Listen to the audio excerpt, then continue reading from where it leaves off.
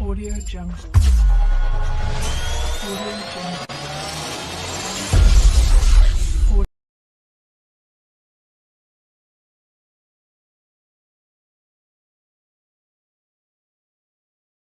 Bismillahirrahmanirrahim. Assalamualaikum warahmatullahi wabarakatuh. Waalaikumsalam warahmatullahi wabarakatuh. Selamat pagi dan salam sejahtera bagi kita semua. Alhamdulillah di pagi yang cerah ini kita semua dalam keadaan sehat sehingga dapat hadir dalam rangka seminar kolaborasi mempersiapkan kesehatan diri dalam upaya meningkatkan peran pendidikan membangun kecerdasan anak bangsa. Dengan tema upaya dan pencegahan dini bahaya serangan stroke secara individu dan mandiri. Acara pertama yaitu pembukaan yang sudah berlangsung. Kita masuki acara kedua yaitu pembacaan doa yang akan disampaikan oleh Pak Dedi Haryanto. Kepadanya kami persilakan.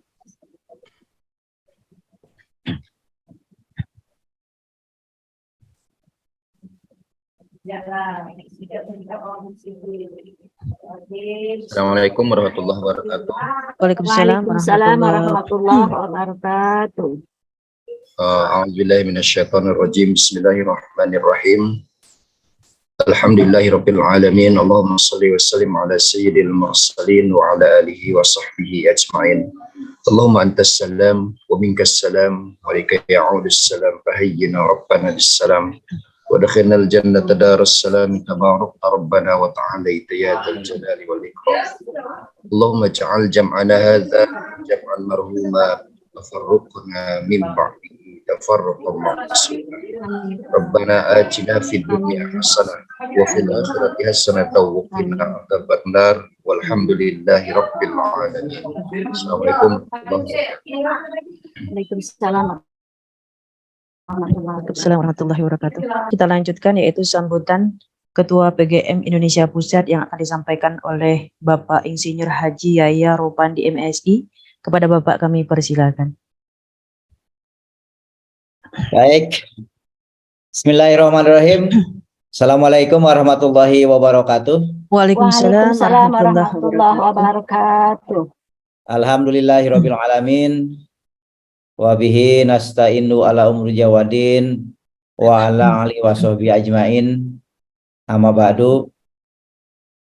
Pertama-tama mari kita panjatkan puji dan syukur kepada Allah Subhanahu wa taala. Alhamdulillah di pagi hari ini tepatnya pada tanggal 12 April 2023 kita semua masih diberikan kesehatan, dan pada hari ini kita akan melakukan kegiatan seminar tentang kesehatan. Yang saya hormati Ketua PGM Indonesia Provinsi Jambi, Ibu Dr. Ati dan rekan-rekan pengurus yang lainnya. Yang saya hormati ada pengurus DPP, Wakil Ketua 1 Pak Peri, dan yang tak lupa kami mengucapkan terima kasih kepada Rumah Sakit Siloam, wabil khusus kepada narasumber. Mudah-mudahan pada pagi hari ini seminar kegiatan kita dapat memberikan manfaat kepada para peserta, wabil khusus kepada guru-guru madrasah di Provinsi Jambi. Bapak Ibu sekalian, kegiatan ini adalah kegiatan yang sangat positif bagi kami, khususnya dari DPP menyambut baik, karena dengan kegiatan ini kita bisa memberikan satu pelajaran keilmuan kepada para guru-guru madrasah, wabil khusus tentang kesehatan, di mana bahwa kita ketahui pentingnya kesehatan itu bagi para pendidik ketika kita sedang mengajar di kelas. Dan sudah barang tentu keilmuan tentang kesehatan ini bisa juga diteruskan kepada anak didik kita, kepada teman-teman kita, serta kepada masyarakat yang lainnya, sehingga transfer ke knowledge yang disampaikan oleh narasumber nanti bisa terus berantai, juga bisa dipahami oleh guru-guru yang lain. Jadi pada prinsipnya pimpinan pusat Perkumpulan Guru Madrasah Indonesia menyambut positif atas kegiatan ini, dan mari kita ikuti secara seksama dari awal sampai akhir. Bapak Ibu sekalian, saya ingin menguraikan sedikit tentang organisasi kita, bahwa PGM Indonesia lahir pada tanggal 24 Juli 2008. Oleh karena itu, berbagai pengakuan dari Kementerian Menkumham, kita sudah diakui eksistensinya oleh Kementerian Hukum HAM, sehingga di dalam kegiatan aktivitas dimanapun kita selalu mendapatkan atensi, baik itu dari pemerintah pusat maupun dari pemerintah daerah. Oleh karena itu, saya menginstruksikan kepada Ketua PW PGM Indonesia Jambi dan pengurusnya untuk selalu melaksanakan tujuan organisasi, yakni misi PGM Indonesia itu adalah menjadikan guru madrasah Indonesia yang bermartabat, sejahtera, dan berkualitas, ya. Jadi guru madrasah yang berkualitas, sejahtera, dan bermartabat. Itulah visi PGM Indonesia. Nah, oleh karena itu, di dalam proses mencerdaskan kehidupan bangsa, maka nilai-nilai kesehatan itu adalah sangat penting untuk kita jaga agar pada proses pendidikan kita diberikan kesehatan. Selanjutnya, Bapak Ibu sekalian, di dalam kegiatan ini saya juga mengajak kepada para peserta untuk berperan aktif mengikuti kegiatan seminar ini. Mudah-mudahan memberikan manfaat dan bisa ditransformasikan kepada guru-guru yang lain serta kepada anak didik kita. Selanjutnya, saya berharap dan memohon kepada teman-teman pengurus PGM di Provinsi Jambi untuk selalu kompak melakukan konsolidasi organisasi sampai ke tingkat kabupaten kota, dan bahkan ya kita harus segera melakukan pelantikan, melakukan audensi kepada pemerintah daerah, karena di situ ada hak-hak kita.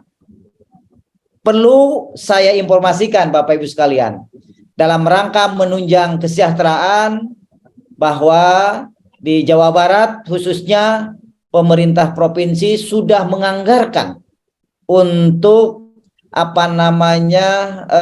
dana backup kematian. Jadi Bapak Ibu, di Jawa Barat, pemerintah Provinsi Jawa Barat sudah mengasuransikan, jadi kalau ada guru yang meninggal di Jawa Barat itu mendapatkan santunan itu 40 juta dari BPJS yang ditopang anggarannya oleh pemerintah Provinsi Jawa Barat. Nah, jadi Bapak Ibu sekalian, oleh karena itu saya menginstruksikan nanti kepada Ketua PW PGM Indonesia di Jambi untuk selalu melakukan audensi, kemudian pendekatan kepada pemerintah provinsi untuk melakukan kegiatan-kegiatan yang sifatnya anggaran. Kenapa? Karena hak kita ada di APBD, ada di APBN. Nah, tugas kita bagaimana menerobos APBD ini tingkat provinsi maupun tingkat APBD kabupaten kota. Ini adalah PR-PR organisasi yang bisa dilakukan oleh pengurus PW dan PD. Bahkan di Provinsi Riau hari ini, tepatnya di Kabupaten Rokan Hilir, sekarang teman-teman kita alhamdulillah mendapat alokasi bantuan dari APBD hampir sekitar 2.000 guru madrasah pada proses Idul Fitri ini. Mudah-mudahan mendapatkan stimulis dari pemerintah daerah Kabupaten Rokan Hilir, dan sekarang sedang pemberkasannya. Karena di dalam pemberkasan itu adalah diwajibkan mencantumkan KTA. Nah, mudah-mudahan ke depan di Jambi juga bisa melakukan hal yang sama, kerja-kerja organisasi untuk kepentingan guru-guru madrasah khususnya, dan pada umumnya adalah untuk kesejahteraan kita bersama. Saya kira itu yang bisa saya sampaikan. Saya mengucapkan selamat kepada PGM Indonesia Provinsi Jambi untuk terlaksananya kegiatan ini, juga kepada narasumber. Saya atas nama pimpinan pusat mengucapkan banyak terima kasih. Dan yang tak terlupakan, alhamdulillah di Zoom ini juga ada perwakilan teman-teman kita dari Jogja, ada juga dari Kerawang, ada juga dari Ketua Jawa Timur ikut serta di dalam webinar ini. Mudah-mudahan memberikan manfaat bagi kita semua. Billahi taufiq wal hidayah, wallahu muwaffiq ila aqwamit thoriq. Wassalamualaikum warahmatullahi wabarakatuh. Waalaikumsalam warahmatullahi wabarakatuh.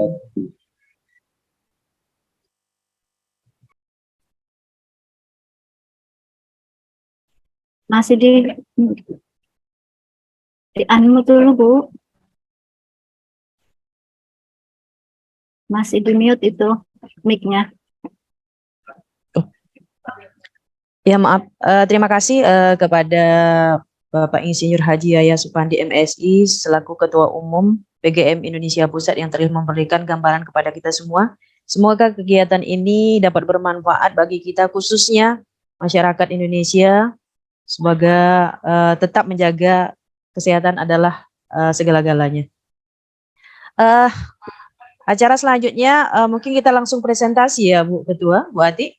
Karena mengingat waktunya Iya sudah benar, masuk. karena Bapak Pok Jawa sedang dalam pesawat, jadi setelah presentasi baru beliau memberikan sambutan. Begitu tadi Iya. infonya.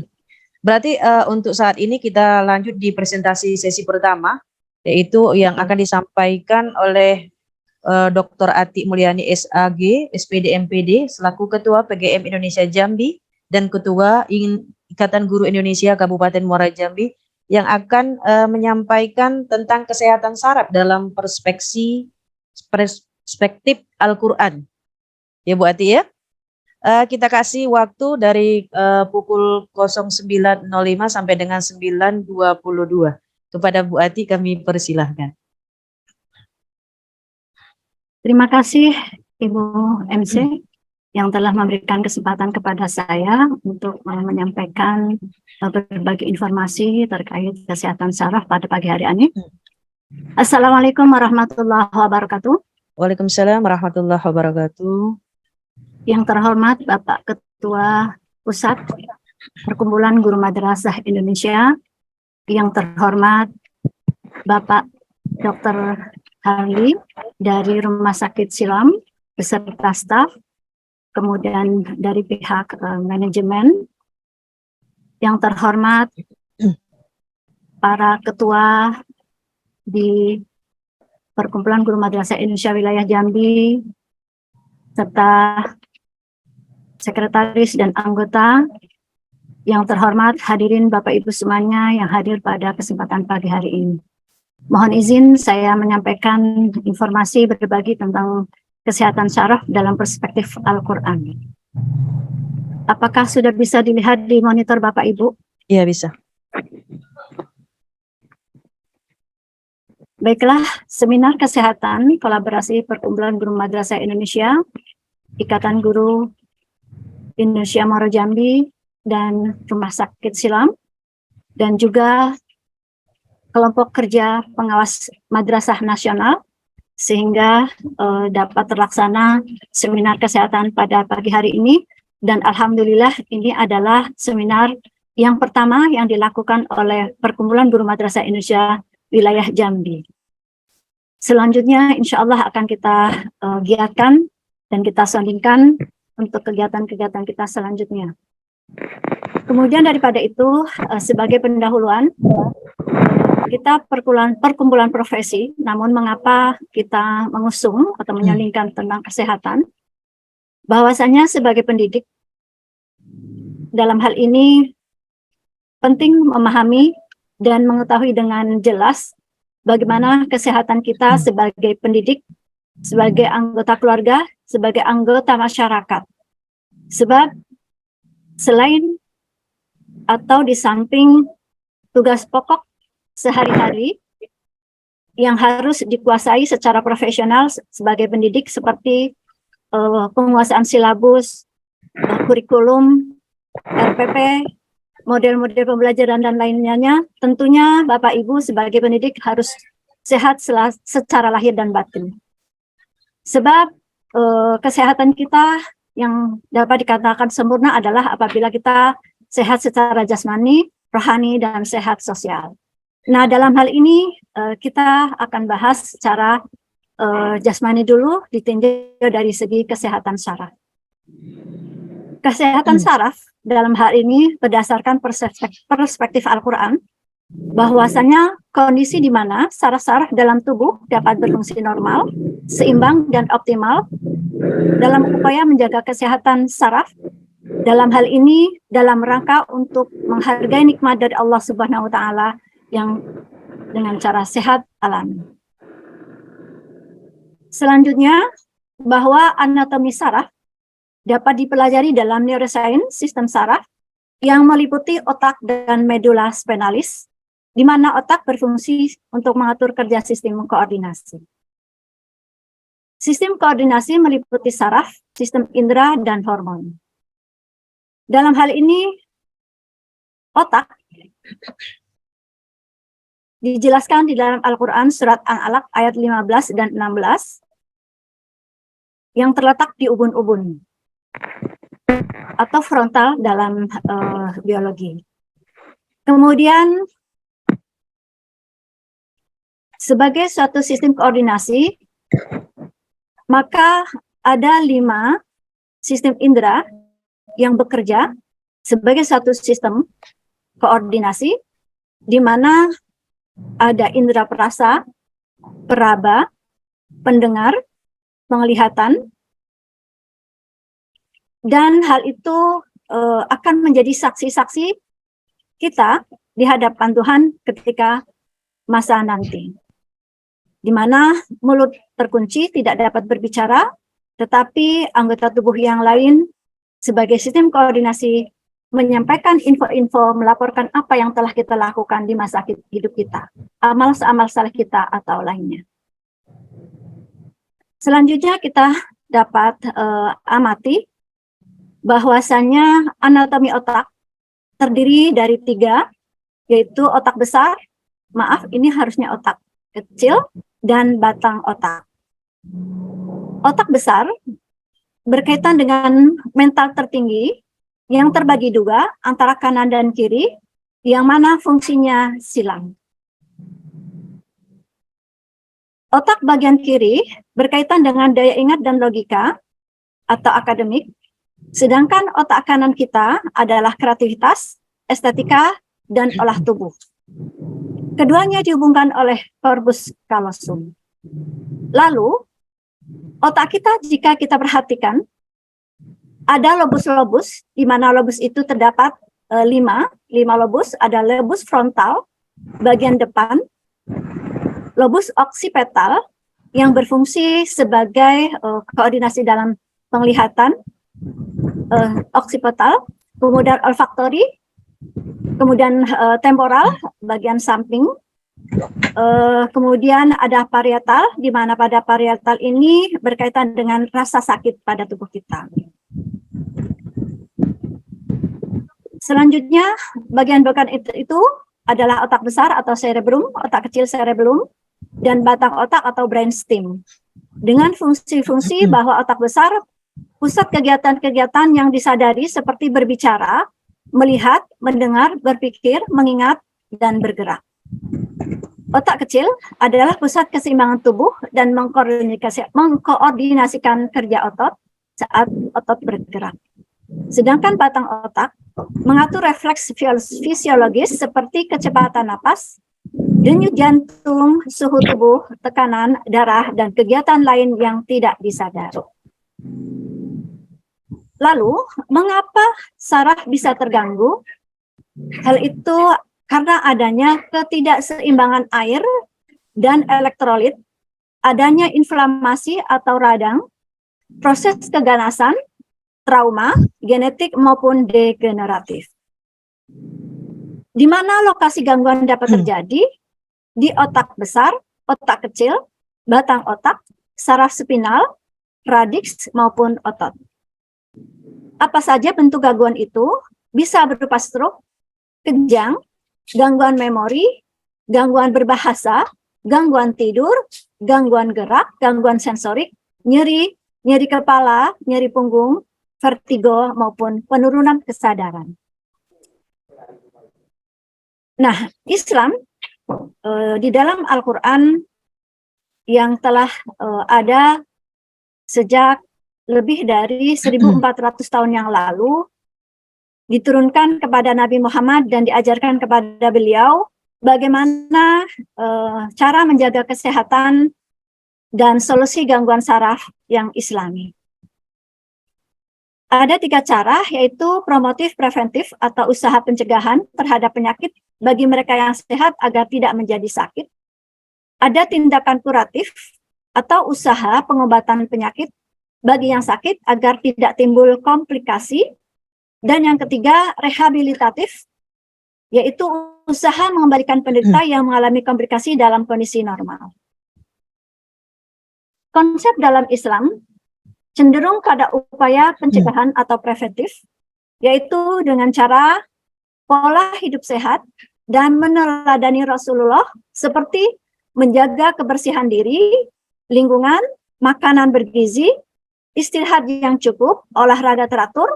Di samping itu, tekun beribadah, baik sholat, puasa, zakat, baca Al-Quran, berhaji bagi yang mampu, dan melaksanakan kurban. Mengapa kita meneladani Rasulullah? Karena dalam Al-Quran dikatakan bahwa laqad kana lakum Rasulullahi uswatun hasanah. Bahwa Rasulullah adalah contoh sebaik-baik contoh. Berdasarkan hasil penelitian seorang Peter C. Molan tahun 92, peneliti di Department of Biology Science, University of Waikato, Hamilton, New Zealand, membuktikan bahwa madu dan kurma mengandung zat antibiotik yang aktif melawan serangan berbagai patogen penyakit. Berikutnya, penelitian tentang pola tidur oleh Dr. Jeffrey Leinblum menunjukkan posisi miring ke kanan merupakan posisi tidur terbaik yang tidak membebani tulang belakang, otot, serta saraf. Penelitian Galteh dan Butseh menunjukkan posisi miring ke kanan menjaga agar selama kita tidur tidak membebani kerja organ lambung dan jantung. Sedangkan Dr. Zafir Al-Attar menunjukkan posisi telungkup dan telentang adalah mengakibatkan gangguan pada sistem pernapasan. Berikutnya, Dr. Iskalanti menunjukkan tidur siang dapat menguatkan memori. Di mana menurut David Dinges menunjukkan bahwa orang yang rutin tidur siang 30 menit mempunyai risiko penyakit jantung 30% lebih rendah dibandingkan yang tidak tidur siang. Pada Harvard University menjelaskan bahwa para pekerja yang tidur siang, yang tidak tidur siang, laju pekerjaannya lebih lambat dibandingkan pekerja yang tidur siang minimal setengah jam. Demikian presentasi dari saya terkait kesehatan saraf dalam perspektif Islam, di mana dapat dikatakan bahwa upaya pencegahannya dapat dilakukan dengan pola hidup sehat, ya, pola makan yang sehat, sehingga dapat mencegah terjadinya penyakit saraf atau gangguannya. Dan selanjutnya tentang bagaimana upaya pencegahan dan tindakan yang harus dilakukan oleh kita secara individu atau mandiri terkait serangan saraf atau stroke, maka akan disampaikan oleh Dr. Harley, spesialis saraf. Dan dalam hal ini, terima kasih. Sebelum saya tutup, maka saya sampaikan satu pantun. Tulip yang indah tumbuh di Eropa, tak kalah indah si bunga mawar. Mari kita ajarin rajin olahraga agar jasmani rohani terjaga bugar. Terima kasih atas perhatiannya. Assalamualaikum warahmatullahi wabarakatuh. Waalaikumsalam warahmatullahi wabarakatuh. Warahmatullahi wabarakatuh. Ya, terima kasih Bu Dr. Ati Mulyani. Karena waktu juga sudah Alhamdulillah pas menunjukkan jam 9.22 menit. Kita langsung masuk ke presentasi kedua. Tema presentasi kedua ini adalah pencegahan dini bahaya serangan stroke secara individu dan mandiri yang akan disampaikan oleh Dr. Herli MT Lombuan Tauruan SPS, spesialis dokter saraf Rumah Sakit Siloam Jambi. Kepada Pak Dokter kami persilahkan.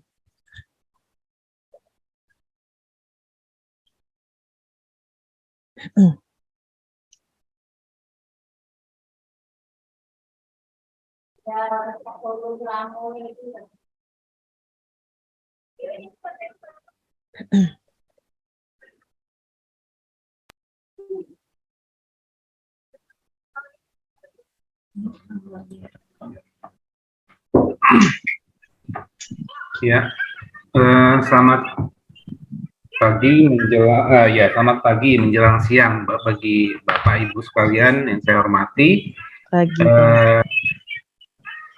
Saya diminta untuk membawakan materi mengenai upaya dan pencegahan dini bahaya serangan stroke secara individu dan mandiri.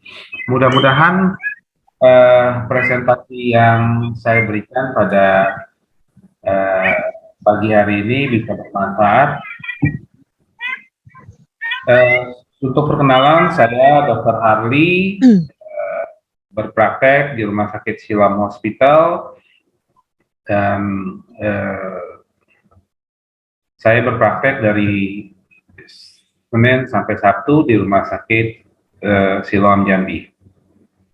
Kita mulai presentasinya, mudah-mudahan bisa enjoy, bisa menikmati presentasi pagi ini.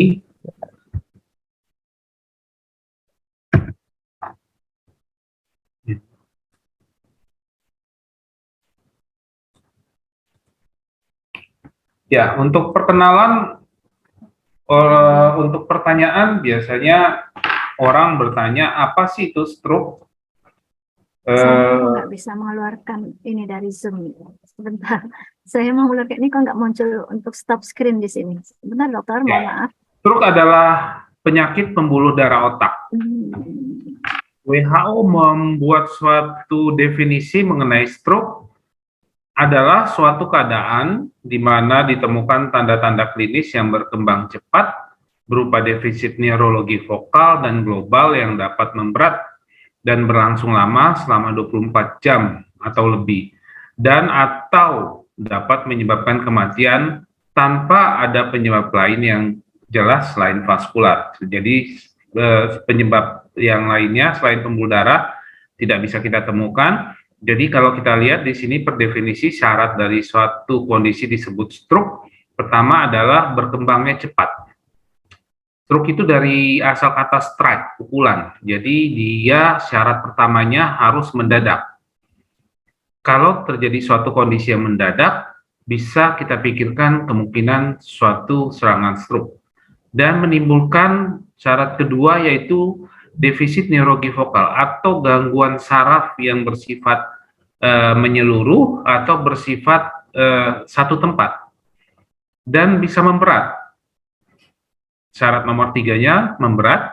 Yang nomor 4 adalah berlangsung minimal 24 jam atau lebih.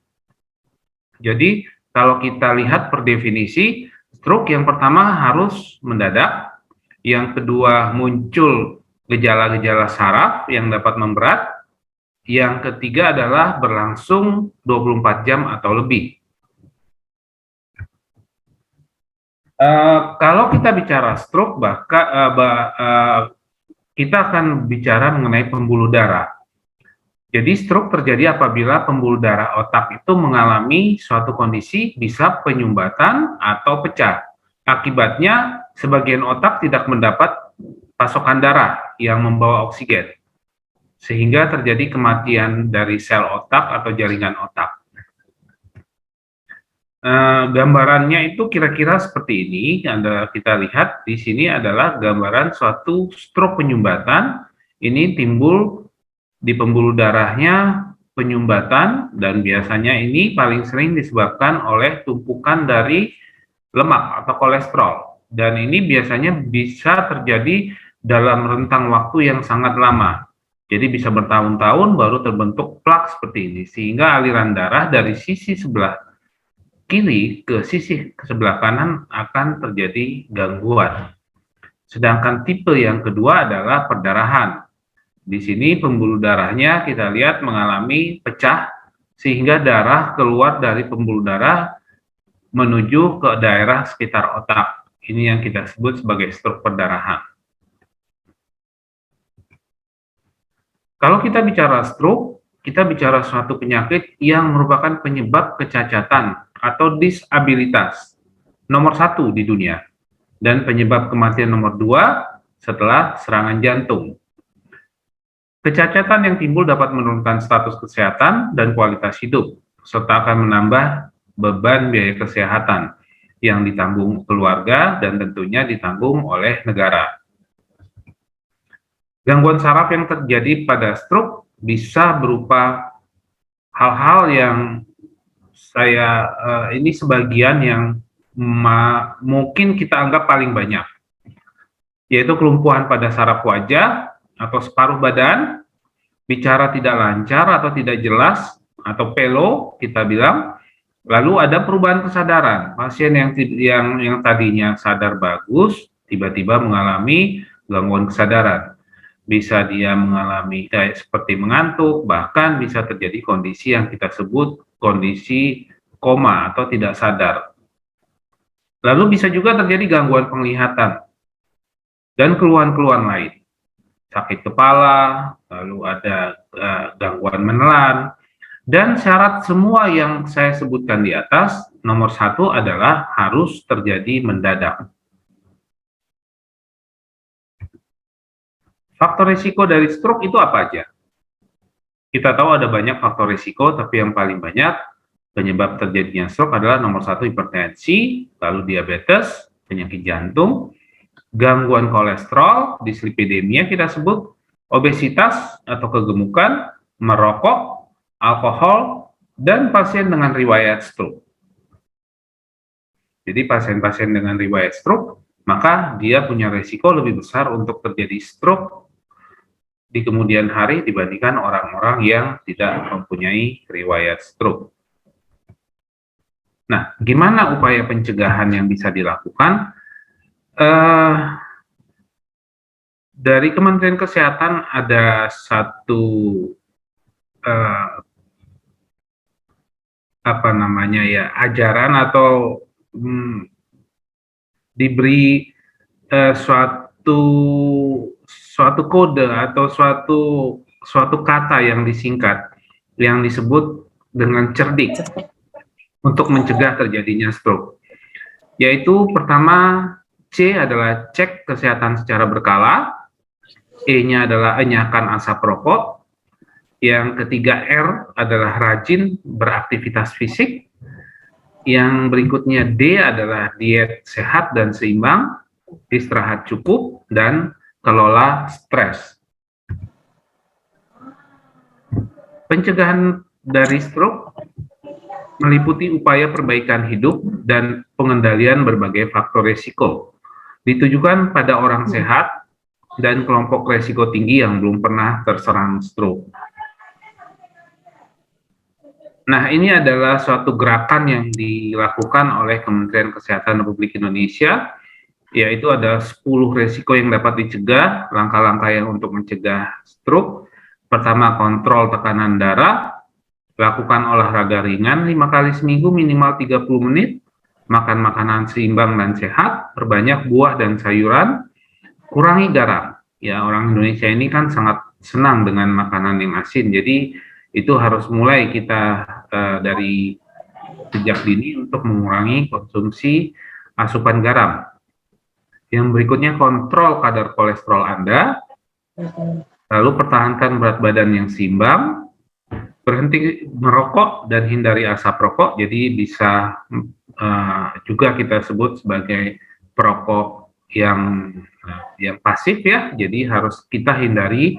Kalau ada orang merokok di sekitar kita, sebaiknya kita juga harus menghindari atau menjauhi. Tidak mengkonsumsi alkohol, periksa dan obati penyakit jantung, kurangi resiko diabetes, dan dapatkan pengetahuan tentang stroke. Jadi ini sudah digemakan oleh Kementerian Kesehatan dengan bekerja sama dengan Germas, Gerakan Masyarakat Hidup Sehat. Jadi mudah-mudahan hal ini bisa kita lakukan. Ini adalah suatu tindakan pencegahan, bisa bersifat individu dan mandiri. Jadi masing-masing kita bisa melihat apakah yang menjadi faktor risiko kita. Kalau kita punya hipertensi, berarti harus kontrol tekanan darah dan kurangi garam. Kalau kita punya diabetes, diet kita mungkin harus dikurangi yang karbohidrat. Kalau ada obesitas, harus diturunkan berat badannya. Perokok harus menyetop rokok dan alkohol, juga peminum alkohol juga harus stop alkohol, dan untuk penderita hipertensi harus mengkonsumsi obat-obat hipertensinya secara teratur. Lalu deteksi dan penanganan awal dari stroke. Konsep utama dalam penanganan stroke adalah memberikan pengobatan yang spesifik dalam waktu sesegera mungkin sejak serangan terjadi.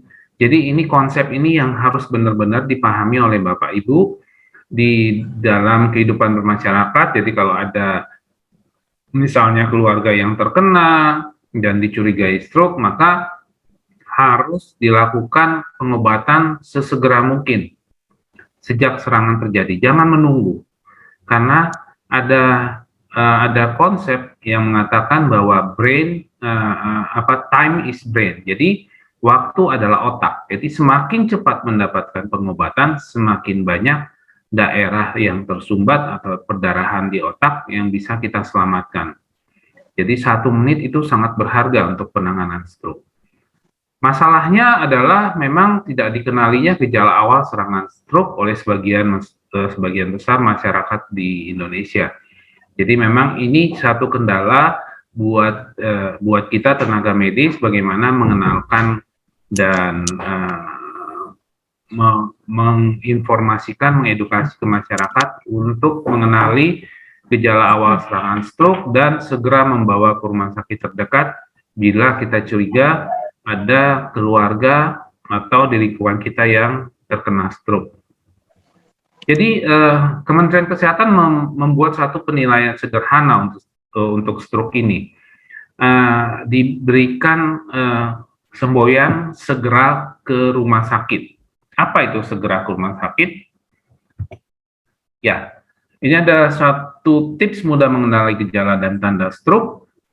Slogannya adalah segera ke rumah sakit. Yang pertama adalah senyum tidak simetris, mencong ke satu sisi, tersedak, sulit menelan air minum secara tiba-tiba. G-nya adalah gerak separuh badan, separuh anggota tubuh melemah tiba-tiba. R-nya adalah bicara pelo, tiba-tiba tidak dapat bicara, tidak mengerti kata-kata, jadi kita bicara tidak nyambung. Kebas, K-nya adalah kebas atau baal, atau kesemutan separuh tubuh. Jadi stroke tidak selalu harus kelemahan, bisa juga hanya berupa kebas, tetapi ciri khasnya dia adalah separuh badan, bisa separuh wajah, separuh badan kita, itu sudah bisa menjadi kecurigaan kita terjadi satu serangan stroke. Yang berikutnya adalah R, rabun atau pandangan mata kabur terjadi tiba-tiba. Jadi kalau kita mengalami satu pandangan mata mengalami penurunan fungsi secara tiba-tiba, atau kita melihat sesuatu mendadak menjadi double, ya kita harus hati-hati. Yang terakhir adalah S, sakit kepala yang hebat dan tiba-tiba yang tidak pernah dirasakan sebelumnya. Ini biasanya berkaitan dengan satu ciri terjadinya satu serangan stroke perdarahan atau hemorrhagic stroke. Jadi sakit kepala yang hebat yang tidak pernah dirasakan dan memang sangat-sangat mengganggu, kita harus hati-hati. Tapi kalau memang itu hanya sekedar sakit kepala yang rutin kita rasakan, itu biasanya bukan. Jadi kalau kita lihat sakit kepala pada stroke ini, sakit kepalanya sangat hebat. Kalau kita menggunakan skala scoring nyeri 1 sampai 10, rata-rata di atas 8, 9, 10, nah itu kita harus curiga. Jadi ada slogan ini, mudah-mudahan bisa membantu untuk Bapak Ibu untuk segera ke rumah sakit bila terjadi keluhan-keluhan yang mengarah ke satu serangan stroke. Nah, tadi saya bilang ada istilah time is brain, waktu adalah otak. Kenapa dikatakan seperti itu? Kita lihat di gambar ini, suatu gambar yang menunjukkan bagaimana satu proses stroke dalam hitungan menit terjadi perubahan-perubahan yang sangat drastis. Kita lihat dari 10 menit pertama, gambaran kerusakan otak yang saya tunjuk ini yang merah, ini 10 menit pertama. Sedangkan daerah kuning adalah daerah yang kita sebut daerah penumbra. Daerah penumbra ini adalah daerah otak yang sekarat, belum mati tetapi sekarat. Kalau tidak mendapatkan pertolongan segera, maka daerah ini akan mengalami kerusakan. Jadi daerah yang berwarna merah ini daerah yang sudah mati karena serangan stroke awal 10 menit. Lalu dalam 1 jam daerah ini akan berkembang hampir 3 kali lipat. Lalu kita lihat 3 jam kemudian dan 6 jam. Jadi kita lihat bahwa dalam hitungan jam, kerusakan yang terjadi akibat satu serangan stroke itu sangat-sangat meluas. Jadi di sini yang tadi saya katakan bahwa kalau kita curiga suatu serangan stroke, hal pertama secara individu atau secara mandiri yang bisa kita lakukan adalah telepon. Biasanya kalau di Indonesia bisa 118 atau 119. Jadi itu suatu emergency, telepon emergency yang kita bisa telepon biasanya untuk meminta pertolongan bila kita tidak bisa ke rumah sakit. Tapi kalau memang bisa ke rumah sakit, ada yang bisa mengantar, silakan minta tolong diantar, lakukan secepatnya, dan kalau bisa lakukan di rumah sakit yang punya fasilitas-fasilitas untuk melakukan diagnosa dari stroke, yaitu rumah sakit yang mempunyai fasilitas CT scan atau MRI. Jadi jangan anggap remeh dan jangan tunggu sampai menjadi parah. Segera ke rumah sakit untuk penanganan secepat mungkin. Ada suatu kondisi yang kita sebut periode emas penanganan stroke agar dapat tertolong dan mengurangi resiko kematian atau kecacatan menetap atau permanen. Seperti kita tahu tadi, stroke merupakan faktor resiko penyebab kecacatan tertinggi di dunia. Dan nomor 2 untuk kematian. Jadi ada suatu golden period atau periode emas di mana di periode ini kita bisa mendapatkan pertolongan maksimal, mendapatkan hasil maksimal, dan meminimalkan gejala sisa dari suatu serangan stroke. Nah, apa itu periode emas stroke? Periode emas stroke itu adalah waktu yang sangat berharga untuk penanganan stroke. Kurang dari 4,5 jam. Jadi kita lihat waktunya sangat-sangat mepet sekali, sangat cepat. 4,5 jam sejak pertama kali muncul gejala dan tanda sampai dilakukan penanganan stroke di rumah sakit, sehingga penderita harus tiba di rumah sakit kurang dari 2 jam. Ya, bukan hitungan hari, bukan hitungan setengah hari, tapi kurang dari 2 jam. Karena kenapa? Karena proses pemeriksaan sampai pemberian obat stroke itu butuh waktu 2,5 jam. Jadi rumah sakit membutuhkan waktu untuk melakukan satu diagnosa atau penetapan bahwa ini stroke atau bukan, perdarahan atau penyumbatan, dan diberikan pengobatan. Itu untuk mencapai pengobatannya dari proses awal, waktunya kurang lebih 2,5 jam. Jadi kalau kita mengejar waktu 4,5 jam tadi, kita hanya punya waktu 2 jam sejak satu serangan stroke untuk tiba di rumah sakit. Apa konsekuensinya bila terlambat? Konsekuensinya adalah biasanya gejalanya akan memberat dan berisiko terjadinya kematian atau suatu kecacatan permanen. Nah, ini memang menjadi kendala di Indonesia, sehingga Kementerian Kesehatan memang saat ini sedang galak-galaknya untuk membuat semua rumah sakit di Indonesia untuk bisa menangani kasus stroke yang terjadi akut atau kurang dari 4,5 jam. Untuk di Jambi ini, rumah sakit ya, kebetulan Rumah Sakit Siloam merupakan salah satu rumah sakit yang bisa menangani kasus stroke yang terjadi kurang dari 4,5 jam. Jadi kita ada program yang namanya kode stroke, itu hanya Rumah Sakit Siloam untuk saat ini yang bisa melakukan penanganan code stroke tadi untuk Provinsi Jambi. Nah, kita lihat alur penanganan ini dari Kemenkes. Kalau kita lihat dari awal diduga serangan stroke, langsung bawa ke UGD rumah sakit, kalau bisa kurang dari 2 jam. Di rumah sakit akan segera mendapatkan obat stroke. Jadi dari mulai serangan stroke, telepon, ambulan datang, berangkat, tiba di rumah sakit, itu kurang lebih 2 jam. Baru kita bisa lakukan diagnostik atau pemeriksaan yang dibutuhkan dan melakukan satu tindakan. Nah, kita lihat di sini ada pemeriksaan-pemeriksaan yang dilakukan ini cukup banyak. Ada pemeriksaan dokter, ada CT scan, laboratorium, dan penyediaan obat-obatan untuk diberikan pada kasus stroke. Jadi kalau dengan waktu 4,5 jam ini, yang mau saya sampaikan adalah jangan abaikan waktu. Untuk kasus stroke, jangan abaikan waktu.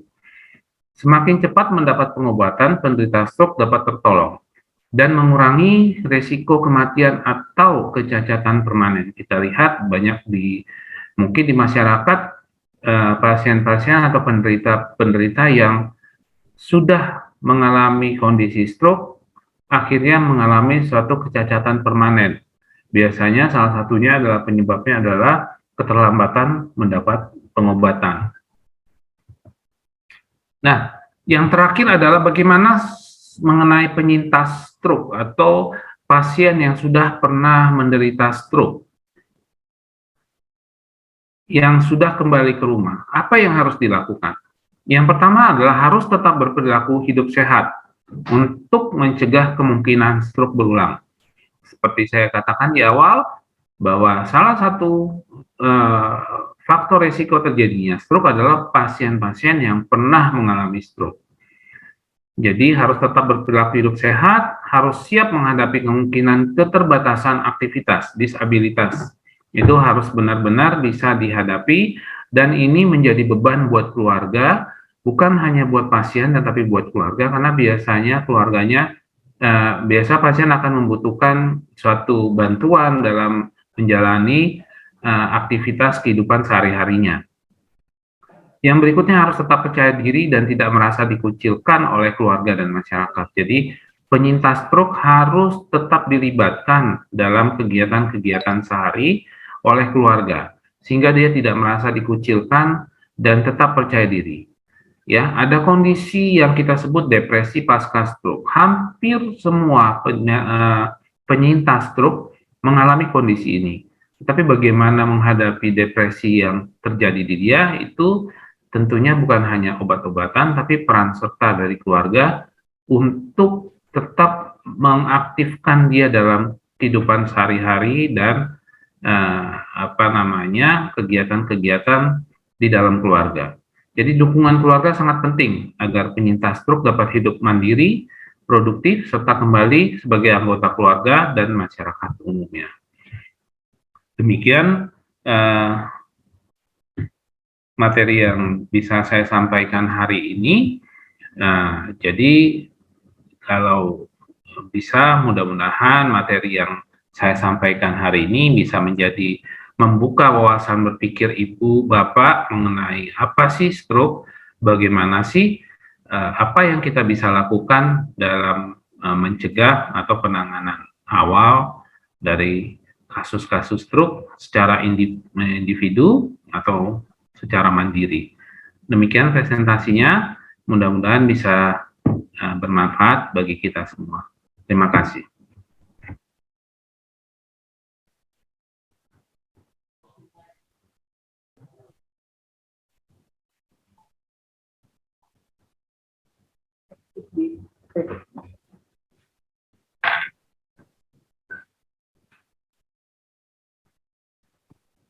Bu Endang masih di mute, Bu.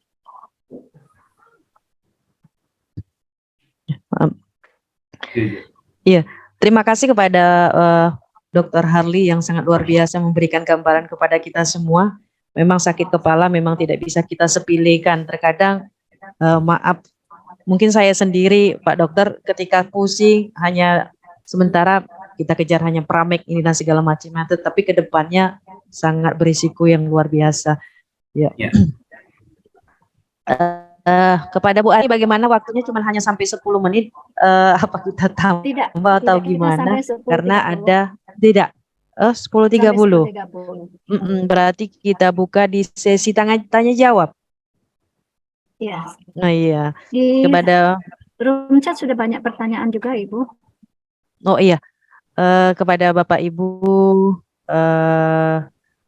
khususnya masyarakat Indonesia yang memang peduli terhadap kesehatan yang hadir pada kesempatan berbahagia ini, ada 9 pertanyaan, mungkin kita buka di sini.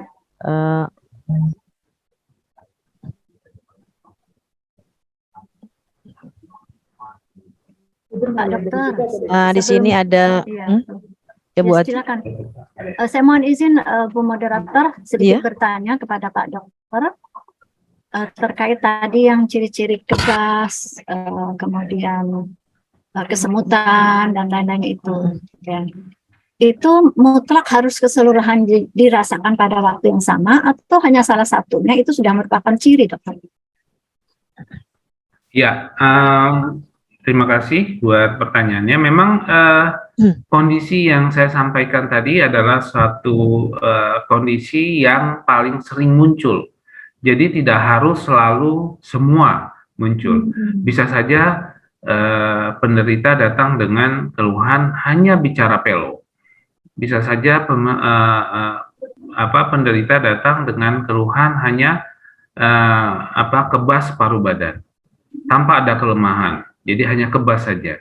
Tetapi bisa juga terjadi keluhan yang secara bersamaan. Misalnya muncul gangguan menelan, bicara pelo, kelemahan separuh badan. Nah, ini biasanya berkaitan dengan tanda-tanda awal seberapa luas jaringan otak yang terkena akibat stroke-nya. Jadi semakin banyak keluhan-keluhan yang dirasakan oleh penderita, maka kemungkinan serangan stroke yang terjadi adalah lebih berat dibandingkan yang hanya muncul dengan satu keluhan. Tetapi beratnya keluhan ini tidak menurunkan suatu kondisi emergensi. Jadi stroke adalah emergensi. Walaupun dia muncul hanya dengan keluhan gangguan menelan saja atau bicara pelo saja, itu emergensinya sama dengan keluhan yang kelumpuhan separuh badan dan disertai keluhan lain. Jadi stroke adalah suatu brain attack atau serangan otak. Jadi sama dengan di jantung kita sebut serangan jantung. Jadi emergensinya sama. Jadi gejala yang muncul bisa ringan, bisa berat. Tetapi bukan artinya stroke ringan atau stroke berat. Gejalanya, emergensinya atau bahayanya sama saja. Demikian. Oke, terima kasih Dokter, semakin paham. Iya. Mungkin sudah ada yang mau disampaikan, Bu Moderator, silakan. Iya, ini ada pertanyaan dari Yogyakarta. Assalamualaikum Bu Ayu.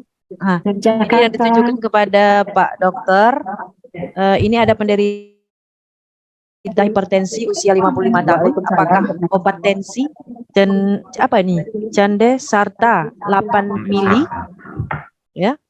Harus dikonsumsi setiap hari gitu, nah Pak Dokter. Seandainya dikonsumsi apa akibatnya? Karena posisi darahnya sudah 130/85 gitu Pak Dokter. Ya, terima kasih Bu Ayu dari Jogja. Mengenai pertanyaan Ibu Ayu mengenai obat hipertensi kandesartan 8 mg, itu adalah dosis kandesartan yang terendah. Jadi kandesartan itu ada 8 mg dan 16 mg. Dan biasanya memang obat hipertensi itu harus dikonsumsi secara teratur, Bu. Dan jangan takut, obat antihipertensi menurunkan tekanan darah ke nilai normal. Jadi kalau sudah tercapai nilai normal 130/85, tidak apa-apa dikonsumsi. Terus dikonsumsi setiap hari, karena tekanan darah itu akan bertahan di tekanan darah 130-an, atau mungkin di 120. Jadi tidak usah khawatir kalau dia drop terus sampai ke bawah, tidak. Jadi obat antihipertensi itu menurunkan tekanan darah ke nilai normal. Yang kedua, obat antihipertensi ini untuk saat ini hampir semua golongan antihipertensi sifatnya renoprotektor atau melindungi ginjal. Jadi justru dia melindungi ginjal dengan mengkonsumsi obat kandesatan ini, ginjal ibu lebih terlindung dibanding ibu tidak mengkonsumsi. Jadi obat yang dikonsumsi ibu, obat hipertensi ini saya sarankan untuk dikonsumsi setiap hari.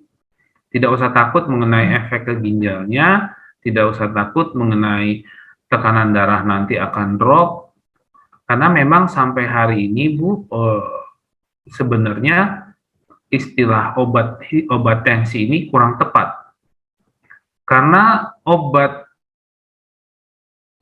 hipertensi itu sampai saat ini sebenarnya tidak ada, Bu.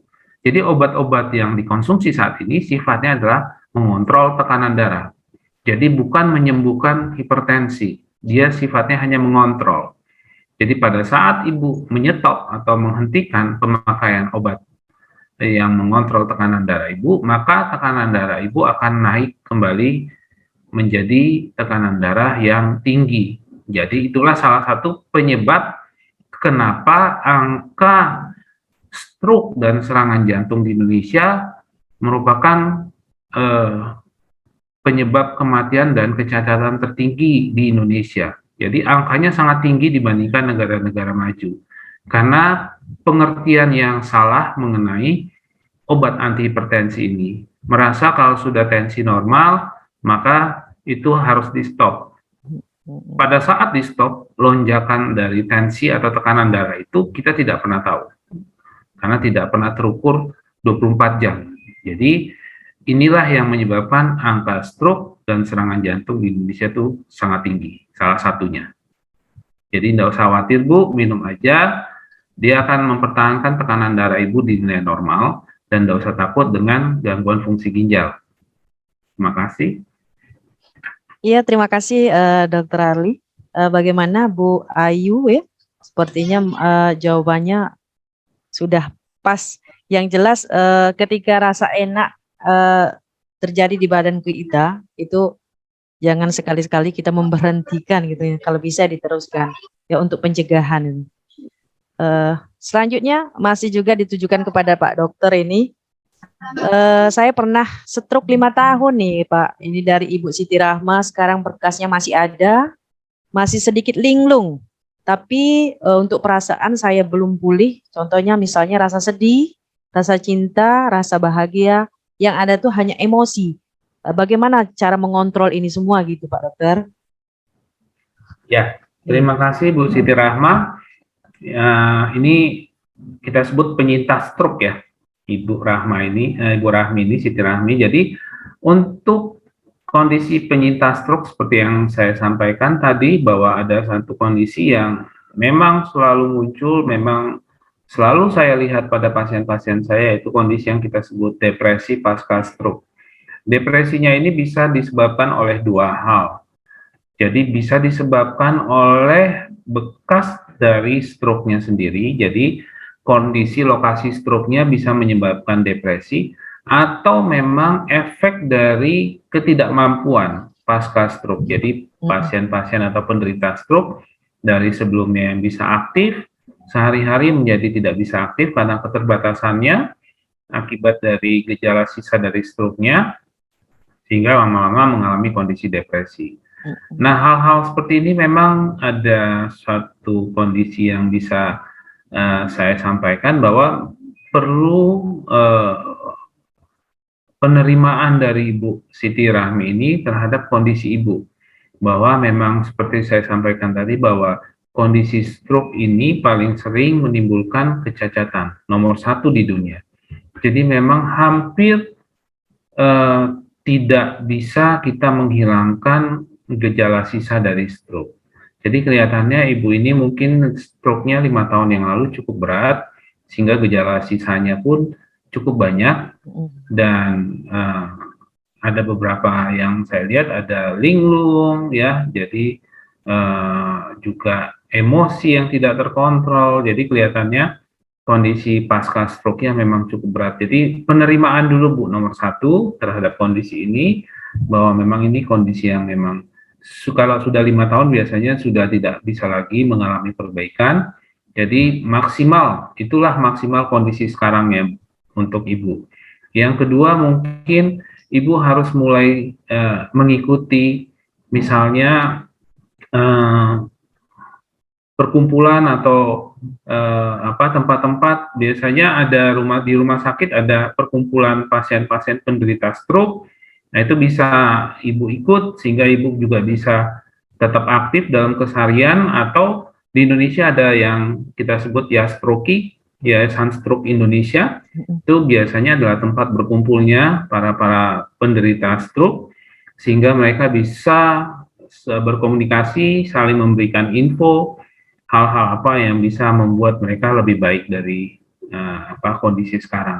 Jadi itu mungkin saya bisa sampaikan Bu, bahwa emosi yang tidak terkontrol ini kemungkinan memang dari bekas dari stroke-nya. Jadi kalau memang emosi ini tidak bisa terkontrol dengan baik, mungkin Ibu bisa temui dokter yang terdekat di rumah Ibu, atau bisa juga Ibu ikut dalam kegiatan-kegiatan yang bisa saja lebih menenangkan, misalnya pengajian ya, lalu ikut kegiatan sosial di masyarakat, minta tolong dari keluarga yang lain untuk bisa membantu Ibu. Terima kasih. Ya, terima kasih kepada Pak Dokter, Bu Siti Rahma, salam sehat. Sekiranya anjuran Pak Dokter bisa dilaksanakan, apalagi di bulan suci Ramadan, insya Allah bisa banyak aktivitas kerohanian kita yang dapat kita lakukan. Masih ditujukan kepada Pak Dokter Harli juga ini. Ini sepertinya beberapa pertanyaan masih tetap di Pak Dokter. Ini pada tahun 2021 bagian kiri saya sempat tidak terasa, dan sekarang kepala sebelah kiri bagian belakang terkadang sakit nih. Ini apa nih Pak Dokter, gambarannya seperti ini nih? Ya, kelihatannya masih mungkin ini suatu serangan stroke ya Ibu Febriani Ani, tapi bisa juga ini bukan suatu serangan stroke. Kalau memang ini suatu serangan stroke dan dia sembuh sempurna tanpa ada gejala sisa, misalnya terjadi kurang dari 24 jam lalu membaik, maka ini kemungkinan yang kita sebut sebagai TIA atau Transient Ischemic Attack, yang dalam bahasa Indonesianya dikatakan serangan stroke sepintas. Jadi kalau stroke seperti saya sampaikan tadi syaratnya lebih dari 24 jam, kalau ini kurang dari 24 jam. Jadi serangan stroke sepintas. Jadi biasanya serangan stroke sepintas ini bisa muncul dengan gejala yang sangat-sangat mirip dengan stroke, tetapi dia pulih sempurna kurang dari 24 jam. Jadi itu, lalu kemungkinan kedua bisa juga ini kondisi yang kita sebut sakit kepala migrain. Ya, sakit kepala migrain seringkali muncul dengan gejala yang sangat mirip dengan stroke. Yang kita sebut kalau di migrain itu migrainostroke. Jadi migrain yang mirip dengan stroke. Tetapi bedanya pada saat sakit kepala membaik, maka keluhan-keluhan yang dirasakan mirip dengan stroke tadi juga akan menghilang. Jadi itu yang mungkin saya bisa sampaikan untuk Bu Izin Bu Moderator. Iya. Ya. Febriani. Oh, mungkin mau langsung ya, Bu Febriani? Ya, izin dokter boleh? Iya. Mau tanya juga Bu. Iya, untuk izin Pak. Kasih waktu untuk Ibu Febriani dulu ya Bapak. Ya, izin ya Bu Moderator. Iya, silahkan. Selamat pagi dokter. Pagi. Memang waktu itu kejadiannya itu seminggu dokter. Seminggu kalau nggak salah saya waktu COVID. Jadi kami sempat ngajar dari online. Jadi saya itu sempat ngesot dokter, sempat ngesot nggak bisa jalan, tetap semangatnya kuat tapi tetap ngesot. Cuma sekarang itu kalau sudah terlalu capek atau di depan laptop, tiba-tiba saja kepala bagian kiri ini pusing banget sampai nggak ketahan. Jadi maunya tidur aja dokter. Terima kasih, ya dokter. Ya, terima kasih Bu Febriani Ani. Nah, kalau melihat keluhan yang disampaikan, tambahan keluhannya, sepertinya saya bisa menyimpulkan ini kemungkinan suatu kondisi migrain, sakit kepala migrain. Jadi, sakit kepala migrain ini memang kalau tidak dapat penanganan yang baik, obat-obat migrain yang tepat, biasanya itu bisa berlangsung sampai 1 mingguan. Dan biasanya seperti tadi saya sampaikan, dengan keluhan sakit kepala yang membaik, maka keluhan lainnya juga ikut membaik. Karena itu bagian dari sakit kepalanya. Terima kasih. Tapi ya untuk tambahan juga Bu Febriani Ani, kalau memang ini sering terjadi atau sering dirasakan, ada baiknya Ibu Febriani Ani melakukan satu pemeriksaan, yaitu pemeriksaan MRI. Jadi MRI ini adalah suatu pemeriksaan yang bisa menilai kondisi otak kita. Apakah ada gangguan-gangguan pembuluh darah atau kelainan pembuluh darah di otak, sehingga bila itu kelainan berpotensi untuk menyebabkan suatu serangan stroke, bisa dicegah sejak awal. Terima kasih. Terima kasih dokter. Iya. Bagaimana Bu Febriani? Semoga cepat sembuh ya Bu. Harus tetap semangat, itu intinya. Iya, Bu. Iya. Ya. Bu Ati, Pak Udri. sepertinya masih ditujukan kepada Pak Dokter ini. Beberapa pertanyaan ini. Semoga sangat bermanfaat bagi Bapak Ibu. Bagaimana Pak? Kita ya. Iya. Pak Udri? Ya. Ada yang mau ditanya langsung mungkin ini? Ada beberapa chat Ya, juga. saya mau tanya sama Bu Ati, sama Bu Dokter. Pak Dokter, ya Pak Dokter. Ya, Pak Dokter Heli. Assalamualaikum warahmatullahi wabarakatuh. Waalaikumsalam warahmatullahi wabarakatuh. Salam sehat semua. Mudah-mudahan di pagi hari ini kita mendapatkan banyak pahala, sangat barokah di bulan Ramadan ini. Amin ya rabbal Yang pertama, mengenai kecerdasan kehidupan bangsa, kita tidak luput, kami tujukan sama Bu Ati aja dulu pertanyaannya, tidak luput dari persoalan perkawinan dini untuk mencerdaskan kehidupan bangsa. Terus yang kedua, tidak luput dari persoalan sunnah-sunnah Rasul dalam hal pergaulan di dalam kehidupan seksualitas. Karena apa Ibu? Kami melihat lemahnya anak-anak Indonesia dalam hal literasi di sini, kalau dihubungkan dengan Islam, itu banyak yang tidak memenuhi sunnah-sunnah Rasulullah SAW dalam berhubungan seks, sehingga keluaran daripada orang-orang kita itu nanti sangat lemah dalam persoalan syarafnya. Sehingga kami di sekolah juga banyak siswa yang autismenya ada, dikaitkan juga dengan dokter nanti persoalan autisme dengan stroke itu bedanya apa. Terus kelemahan-kelemahan dalam persoalan pembicaraan, persoalan literasi, komunikasi dan sebagainya. Saya lihat ini dari efek dari menciptakan sel-sel komunitas yang tidak sesuai dengan sunnah-sunnah Rasulullah SAW dalam berhubungan seks di situ.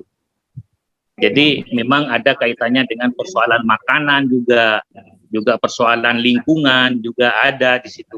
Tapi yang paling kami rasakan itu adalah yaitu tumbuhnya sel-sel daripada di rahim tidak membuktikan sesuatu yang islami, sehingga apa yang dikeluarkan nanti itu menjadi anak yang kurang cerdas di dalam persoalan faktor sarafnya. mungkin ini harus digaungkan bersama pola-pola islamisasi Islam untuk perkembangan anak dalam kehidupan seks nanti. Ini penting untuk mencerdaskan kehidupan bangsa. Terus yang kedua, untuk persoalan kesehatan, memang Islam menganjurkan syifa'ul linnas, itu ada propolis. Kalau di dalam tubuh Al-Qur'an An-Nahl 68, yakhruju min butuniha syifa'ul linnas. Memang ada konsep di situ madu. Madu bukan makanan, tapi yang menjadi obat itu adalah propolisnya di situ. Ini juga penting untuk dibuat suatu pencerahan kepada anak-anak didik untuk selalu mengkonsumsi propolis setiap hari agar supaya tahan terhadap persoalan lingkungan penyakit yang kaitannya dengan adanya stroke. Itu bisa dikomunikasikan dengan sujud, Ibu, bisa dikomunikasikan dengan berwudu, menghirup air di dalam mulut sehingga setelah nyampe di otak rasanya sangat perih gitu. Itu menandakan kita terkena stroke ringan. Nah, ini penting untuk kita semangatkan bahwa Islam itu mempunyai tradisi yang sangat baik tentang kesehatan, tentang hal-hal tidak bunuh diri lah terhadap diri sendiri. Yang terakhir kepada Bapak Dokter, masalah rokok Bapak, saya tampaknya keberatan saya itu karena saya juga perokok di sana. Di Jember itu ada penelitian tentang rokok. Tidak selamanya kita itu mengkambing hitamkan rokok, Bapak, dalam persoalan ini. Banyak rokok juga menyembuhkan persoalan kanker, persoalan kelenjar getah bening begitu. Juga stroke begitu. Dan ini mungkin perlu literasi mendalam kepada Bapak Dokter untuk hal-hal seperti ini yang kaitannya juga pemasukan kepada negara, mudah-mudahan tidak dimaling sama bea cukai. Nah, ini juga penting gitu loh. Karena saya sendiri di rumah adalah produksi tembakau yang paling bagus di Jawa Timur. Nah, itu untuk hal ini gimana? Dikaitkan dengan stroke ini kayaknya rokok menjadi kambing hitam sehingga WHO itu untuk persoalan-persoalan rokok. Juga rumah sakit sudah diberikan dana, Bapak. Banyak yang sudah diberikan dana untuk kesehatan paru-paru, stroke itu dari bea cukai rokok. Tidak tanggung-tanggung 6 triliun berapa itu pemerintah kepada rumah sakit. Nah, hal ini janganlah, menurut saya jangan terlalu dikumpul-kumpulkan bahwa rokok itu adalah sesuatu yang menjijikan, sesuatu hal yang tidak baik bagi kesehatan. Jadi tergantung orangnya juga. Terakhir Ibu, ini masalah saya sendiri juga kena sakit kemarin. Ada di hadis itu yang kami lakukan. Yang pertama, sebelum qobliyah subuh kita harus melakukan sholat qobliyah subuh dengan membaca yang pertama surat Al-Qadar itu. Yang kedua surat Al-Fil, alam nasrah laka sadrak dengan alam taru kaifa fa'ala. Terus yang ketiga adalah sholat jamaah asar. Alhamdulillah kami itu lakukan seperti itu, bebas dari berbagai penyakit yang sudah dikatakan Rasulullah, udah bagus gitu. Sehingga dalam COVID kemarin 3 tahun ini tidak ada merasa sesuatu yang sakit itu. Alhamdulillah. Mungkin bisa teman-teman itu praktekkan di dalam hal itu kesehatan. Mungkin itu saja dari kami, PW Jawa Timur, PGM Indonesia. Assalamualaikum warahmatullahi wabarakatuh. Waalaikumsalam warahmatullahi wabarakatuh. Ya, terima kasih kepada Pak Hundri SAG MPDI dari Jawa Timur ya, yang sangat luar biasa di ujung sana. Salam sehat untuk khususnya Indonesia. Ya, langsung saja kepada Bu Ati, kami persilahkan untuk menjawab beberapa pertanyaan dari Pak Hudri. Terima kasih Ibu Moderator. Terima kasih Bapak Hudri SAGMPDI atas pertanyaannya dan atensinya. Jika mencermati pertanyaan Bapak, sebetulnya lebih cenderung kepada pendidikan seks. Namun Bapak juga ada menyebutkan tentang kesehatan pola makan ya, dan sebagainya, atau sumber-sumber makanan yang kita asup. Nah, dalam hal ini saya mungkin lebih cenderung kepada makanan tadi yang Bapak sebutkan sebagai sumber ya, bahwa apa yang kita makan dalam Islam diajarkan harus diperoleh dengan cara halal, dan makanan itu adalah makanan yang halal, kemudian diolah dengan baik, agar zat-zat gizi yang ada di dalam makanan itu dapat terserap oleh tubuh, tidak hilang bersama proses pengolahan. Nah, semua yang kita makan akan menjadi apapun yang ada di dalam tubuh kita, akan menjadi apapun yang menjadi janin yang ada di dalam tubuh seorang ibu.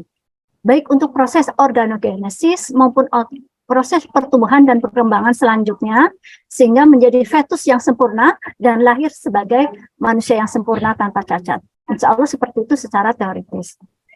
Nah, apabila makanan yang kita peroleh bukan makanan yang halal dalam artian perolehannya tidak diperoleh dengan cara halal, apalagi makanan itu bukan makanan yang halal, tentu akan menjadi penyebab ketidakbaikan bagi calon janin atau bagi tubuh kita sendiri, ya kan? Nah, sebab makanan itu untuk ibu hamil juga tidak hanya akan menjadi tubuh, sebab akan menjadi di dalam tubuh itu akan ada ruh, di mana antara ruh dan jasad itu menjadi satu kesatuan dan akan mempengaruhi terhadap proses perkembangan mental, spiritual, dan juga jasmaninya. Oleh karena itu memang Al-Quran mengajarkan kepada kita untuk memakan makanan yang halal, kemudian diperoleh dengan cara yang halal, diolah dengan baik. Kemudian dalam hal ini terkait dengan perilaku sehat dalam seksual, juga sudah dijelaskan, kecuali satu lubang belakang itu kan yang tidak boleh. Dan kemudian kita dianjurkan untuk berwudu terlebih dahulu, ya kan, dan seterusnya. Dan itu sudah jelas ada aturannya, dan itu juga berpengaruh terhadap calon bayi jika terjadi proses konsepsi. Ya kan? Jika tidak, ya itu wallahu a'lam bishawab, artinya itu berarti berproses dan berpengaruh terhadap individu yang melakukannya. Kemudian pernikahan dini. Jujur saya termasuk yang pernikahan dini, Bapak. Umur 15 tahun, belum menstruasi, saya sudah dinikahkan oleh bapak saya, tetapi tidak melakukan proses selanjutnya, hanya nikah saja, ya kan? Kemudian karena ketahuan, ini jadi cerita, ketahuan oleh pihak madrasah, saya sudah menikah, sehingga saya dikeluarkan. Tetapi sebetulnya pada awalnya tidak masalah, karena tidak ada pergaulan suami istri, tidak ketemuan. Namun ada yang cemburu, karena dia dikeluarkan dalam posisi sekolah tapi menikah. Sehingga dia melaporkan saya, dan supaya tidak terjadi ketidakadilan atau apa, sehingga saya dikeluarkan. Kemudian setelah punya anak dua, saya justru sekolah lagi. Jadi anak yang kedua saya umur 9 bulan, saya sekolah lagi setiap hari selama 1 semester, dan saya memperoleh prestasi terbaik kedua untuk Eptanas. Kemudian sampai seterusnya saya sekolah terus, sampai tahun 2021 saya baru selesai sekolah. Jadi sekolah saya mutus-mutus dan sebagainya, dan saya termasuk yang mengalami pernikahan dini, namun dalam hal ini mungkin tidak berpengaruh terhadap mental saya, tidak berpengaruh negatif terhadap mental saya dan spiritual saya. Nah, itu yang terjadi. Tapi dalam hal ini, ketika orang melakukan pernikahan dini, apakah disebabkan karena ada pergaulan seks bebas di luar nikah, atau untuk mencegah itu, ya?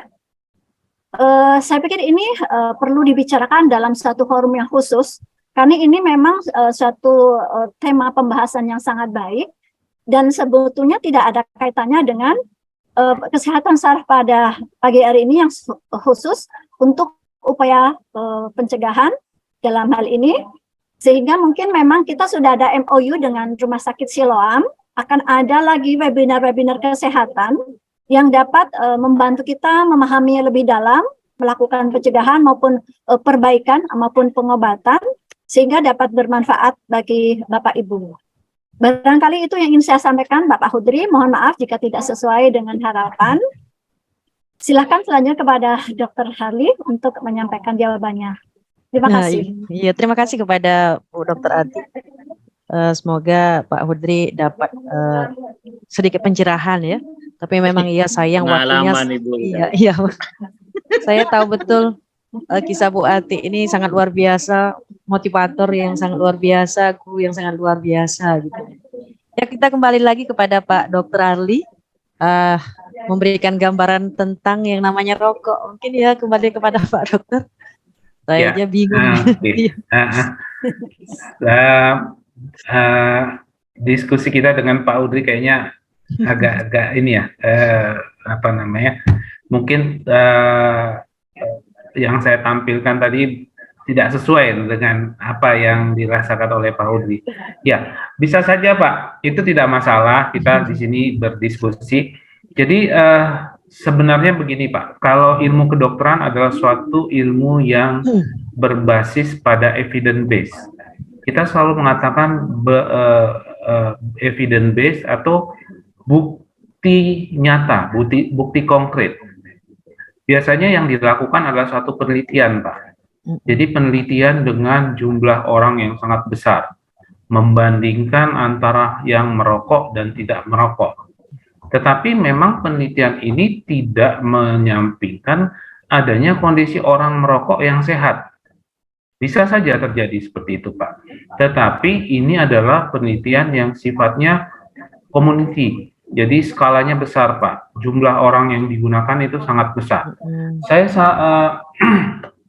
Saya ada searching suatu penelitian terbaru, dikatakan bahwa perokok yang merokok 20 batang per hari mempunyai resiko untuk terjadi stroke 6 kali lipat lebih tinggi dibandingkan orang yang tidak merokok. Ini penelitian tahun 2022 dari www.worldstroke.org.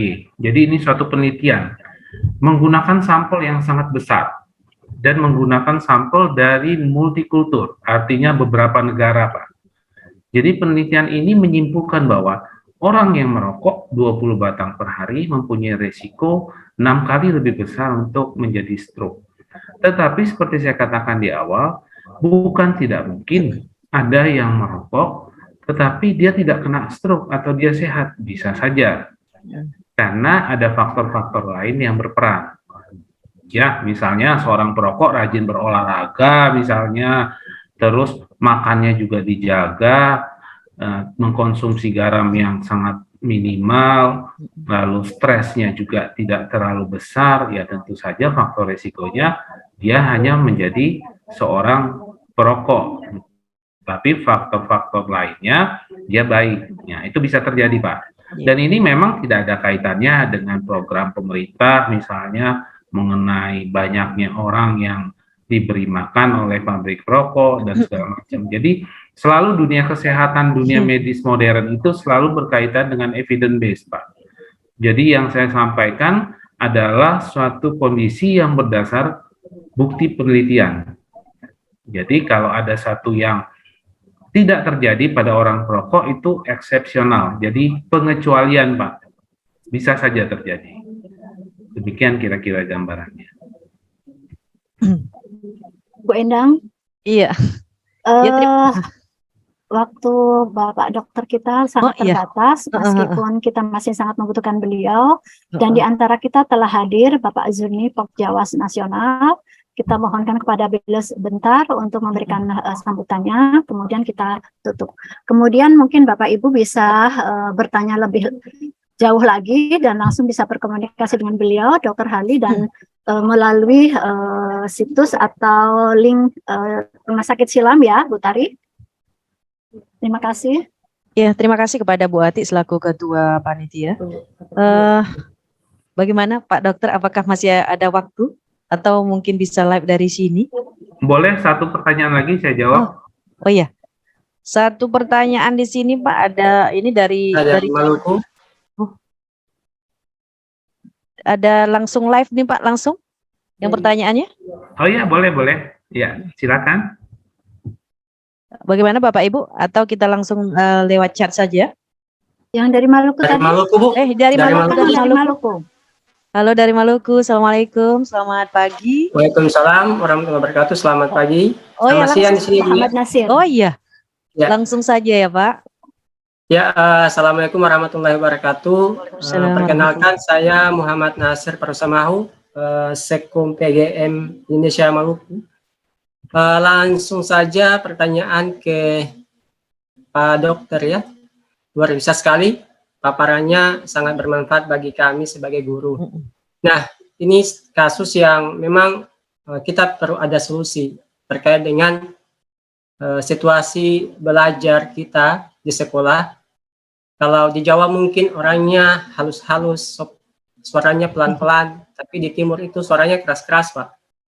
Nah, jadi kadang-kadang kita yang ada penyakit jantung itu kadang-kadang langsung lempem gitu.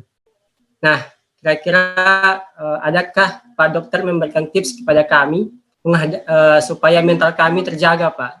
Istilahnya kesejahteraan psikologis kita itu bisa terjaga dengan baik. Sebagai guru di wilayah Indonesia Timur yang kondisi kelasnya itu suaranya besar-besar gitu, keras-keras gitu. Ya Pak, itu saja Pak. Terima kasih. Ya. Iya langsung saja Pak Dokter. Terima kasih Pak.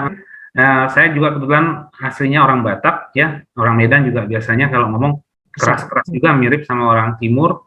Ya, memang kalau kita bicara yang Bapak sampaikan tadi, kita berkaitannya memang mungkin dengan tekanan darah ya. Kalau kita kaget, biasanya tekanan darah, lonjakan tekanan darah kita akan terjadi.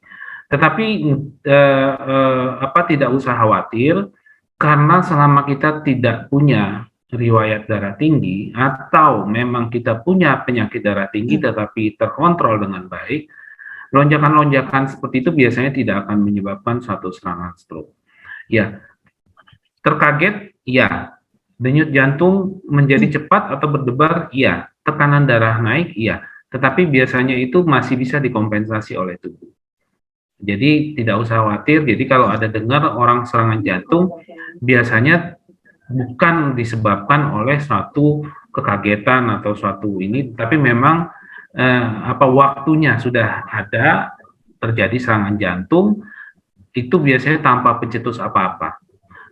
Jadi lebih ke arah memang kondisi tubuh yang tidak bisa diprediksi. Jadi tidak usah khawatir, walaupun misalnya di timur sana suaranya keras-keras, Bapak dengan lingkungan dengan suara keras, jangan khawatir, itu tidak akan berpengaruh terhadap tekanan darah atau terjadinya serangan stroke. Ya, terima kasih. Ya, terima kasih kepada Pak Nasir yang di ujung sana ya, Maluku ya. Salam sehat. Bu Endang, Bu Ya. MC, kita persilakan kepada Bapak Zuni untuk menyampaikan sambutannya, perwakilan Pokja Wasmas. Oh iya. Lalu kita tutup. Sekali lagi ucapan terima kasih dan karena waktu jualah kita harus menutup kegiatan ini di sesi terakhir yaitu sambutan dari koordinator Pokja Warnas Dr. Andes Haji Zuni SPD MPDI. Kepada Bapak kami persilakan. Baik, terima kasih. Assalamualaikum warahmatullahi wabarakatuh. Waalaikumsalam warahmatullahi wabarakatuh. Alhamdulillahirrahmanirrahim. Wassalatu wassalamu ala asyrafil anbiya wal mursalin. Hormati narasumber Pak Dr. Halim Buati dan ada ketua kita Pak Yaya Rupandi dan seluruh jajaran yang hadir di ruang Zoom ini, dan sahabat-sahabat saya keluarga besar PGM Indonesia seluruh Indonesia yang hadir dalam kegiatan webinar. Ini adalah sesuatu yang luar biasa bagi sahabat-sahabat kami di Provinsi Jambi. Prosesnya luar biasa ini. Yang pertama saya memberikan apresiasi yang tingginya dulu bahwa PGM Indonesia Provinsi Jambi memberikan perspektif baru berbeda.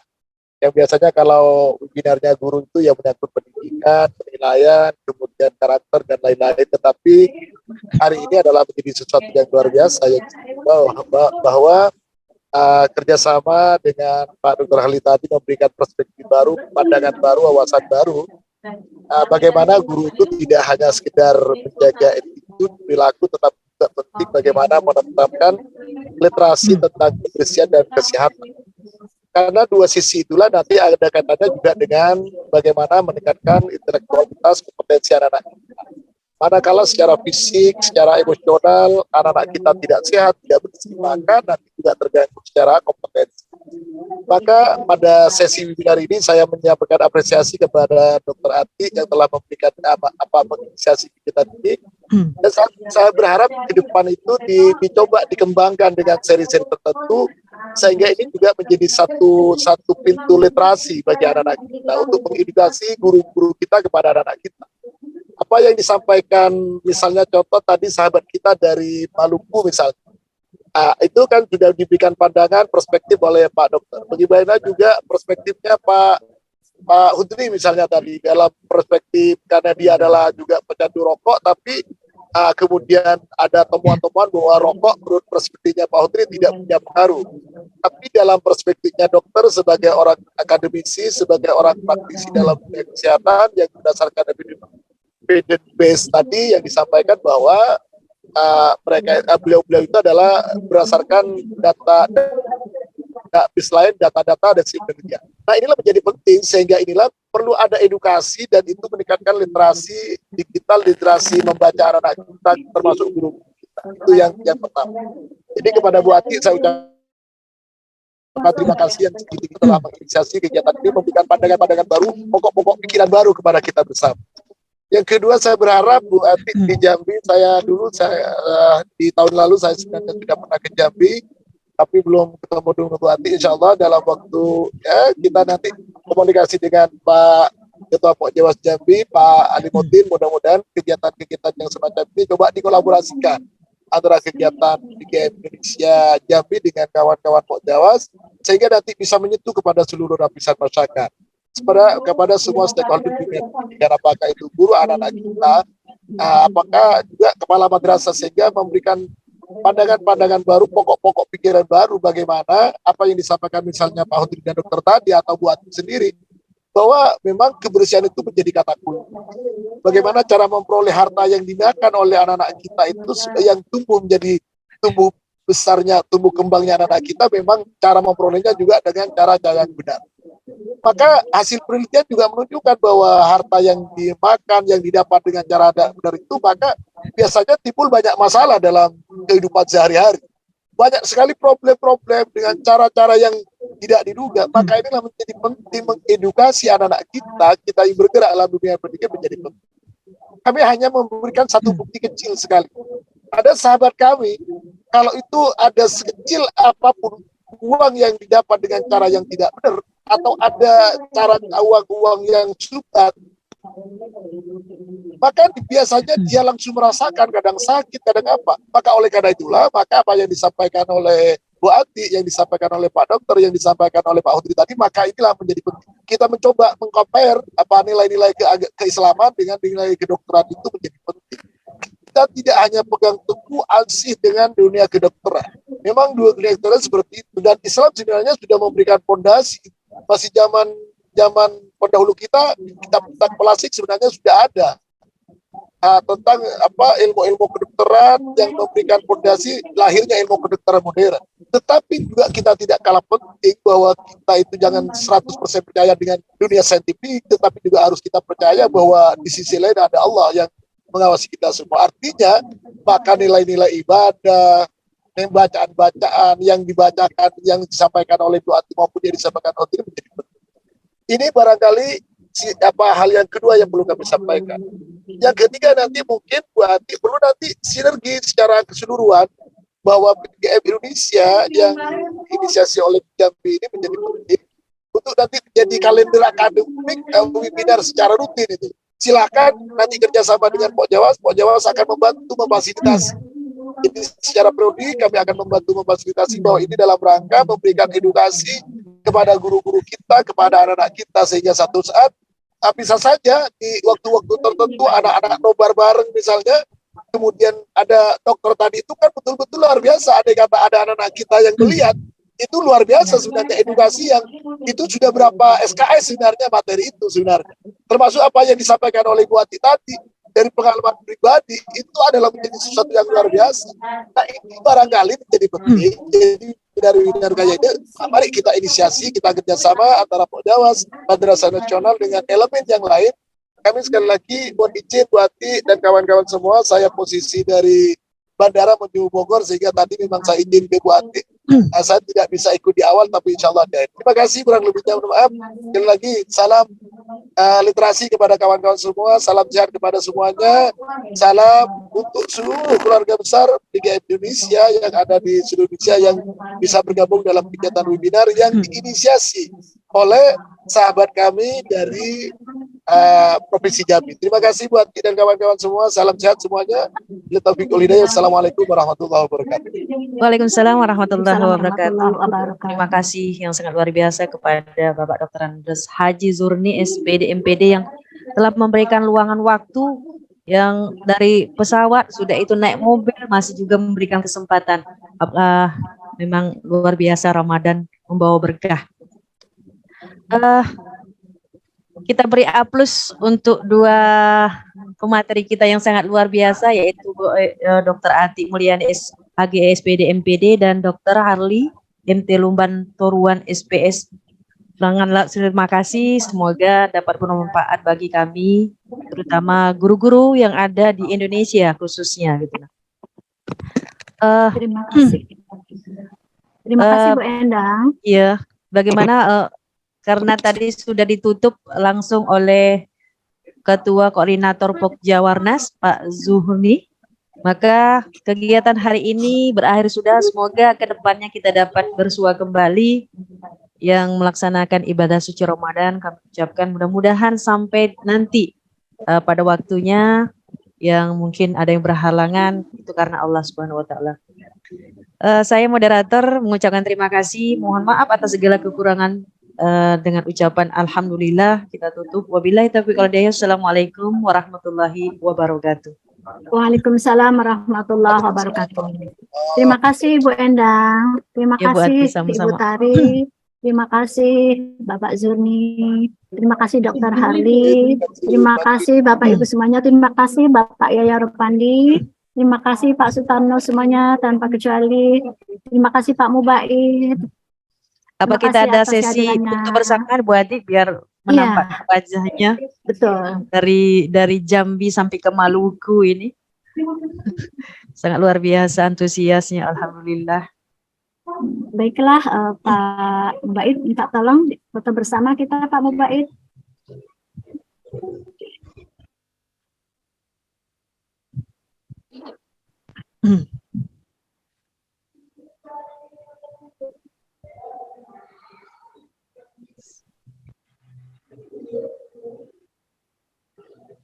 Tadi hitung tuh Bu Ati.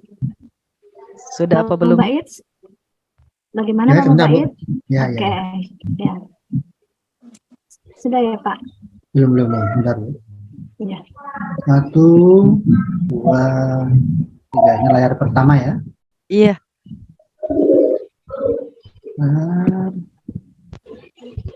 Agak lambat. Oke, berikutnya layar kedua. 1, 2, 3. Ini sekali lagi.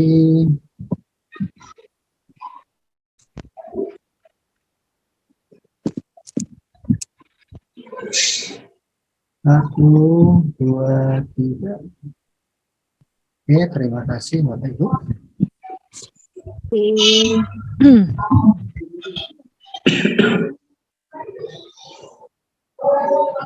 Baiklah Bapak Ibu mungkin akan aktivitas yang lain.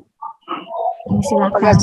Terima kasih Bu Andi. Sama-sama Pak Zuni, terima kasih. Terima kasih. Ya, saya lihat dulu ya. Assalamualaikum. Waalaikumsalam warahmatullahi wabarakatuh. Izin live ya. Tutup.